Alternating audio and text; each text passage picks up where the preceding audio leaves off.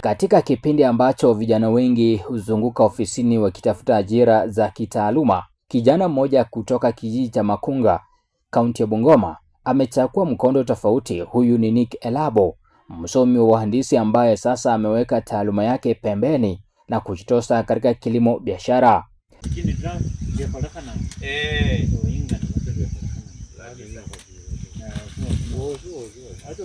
Baada ya kuhitimu masomo yake ya uhandisi mwaka wa 2019, Nick alianza safari yake ya kutafuta ajira kama vijana wengi nchini. Hata hivyo, miezi iligeuka kuwa miaka bila kupata kazi ya kudumu. Ingawa wakati mwingine alipata vibarua vinavyohusiana na taaluma yake, anasema mishahara ilikuwa midogo na isiyoweza kukidhi mahitaji yake kila siku. Akiwa amechoshwa na hali hiyo, aliamua kurejea nyumbani katika kijiji cha Makunga na kuanza upya. Alichukua uamuzi wa kuwekeza katika kilimo biashara, akitumia shamba la familia kama mtaji wake wa kwanza.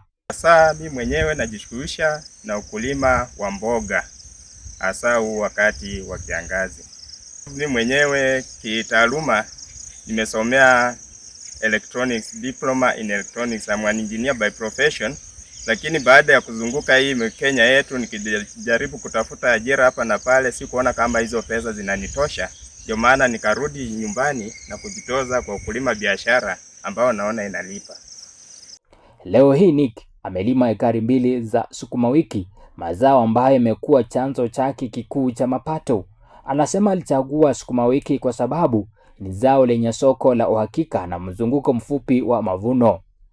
Kwa mujibu wa takwimu za Kenya National Bureau of Statistics, zaidi ya vijana milioni 1 huingia katika soko la ajira kila mwaka, huku wengi wakikumbana na changamoto ya ukosefu wa ajira au mishahara midogo.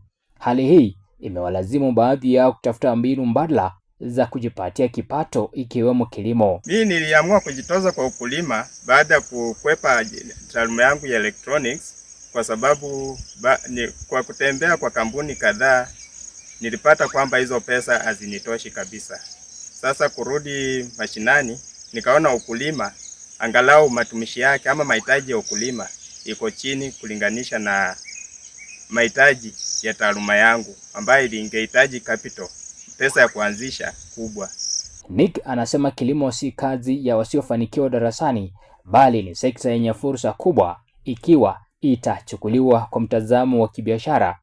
Kupitia kilimo cha sukuma wiki ameweza kujikimu kimaisha na hata kuajiri vibarua kadhaa wakati wa kupanda na kuvuna. Soko si mbaya sana, kwa maana saa hii watu wengi wanazingatia kulima mashamba na kupanda mahindi, ili hali mimi mboga zangu ziko tayari kukuliwa. Anatoa wito kwa vijana kutothamini tu ajira za ofisini, bali kuangalia rasilimali walizo nazo na kuzitumia kujijenga kiuchumi. Mtazamaji mkulima, popote ulipo, umefuatilia mazungumzo yetu pamoja na Nick ambaye ametueleza safari yake tangia aanze kujihusisha na kilimo biashara. Mwanzo ametukusia akisema kwamba yeye alisomea taaluma ya electrical engineering, lakini baadaye akajipata kwenye kilimo. Anakushauri wewe kijana pale nje ambaye umesomea taaluma na hauna kazi kwamba sio mwisho wa maisha, lakini unaweza jihusisha na kile kitu chochote ambacho kinakupa mapato ya kukusaidia kujiendeleza maisha. Na kutoka hapa katika kijiji cha Makunga Makalo, kwenye wadi ya Makalo, eneo bunge la Tongareni, kaunti ya Bungoma, mimi ni Alex Wekesa.